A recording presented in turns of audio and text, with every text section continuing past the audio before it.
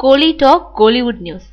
வரி விலக்கு சலுகை தடை விதிக்க மறுப்பு. தமிழ்நாடு அரசு தமிழ்ல பெயர் வச்சு தமிழ் கலாச்சாரத்தை உயர்த்தி பிடிச்சு சர்டிபிகேட் வாங்கும் படங்களுக்கு கேளிக்கை வரி விதிக்கிறதுல இருந்து விலக்கு அளிச்சிட்டு இருக்கு. ஆனா இந்த சலுகையை தேட்டருக்காரங்களும் தயாரிப்பாளர்களுமே எடுத்துக்கிறாங்க. வரி விலக்கு பெற்ற படமா இருந்தாலும் மக்கள் முழு கட்டணத்தையும் செலுத்தி தான் பாக்குறாங்க. இதை எதிர்த்து சரவணன்றவர் சென்னை ஹைகோர்ட்ல வழக்கு தொடர்ந்தாரு. இந்த வழக்கின் மேல விசாரணை நடத்தின நீதிமன்றம் வரி விலக்கு சலுகை மக்களுக்கு போகணும்னு, இதை பத்தி தமிழக அரசு உரிய நடவடிக்கை எடுக்கணும்னு உத்தரவிட்டாங்க. இதை எதிர்த்து இந்தியா முழுக்க தியேட்டர்காரர்கள் நடத்தும் ஐநாக்ஸ் நிறுவனம் உயர் நீதிமன்றத்துல மனு தாக்கல் செஞ்சது.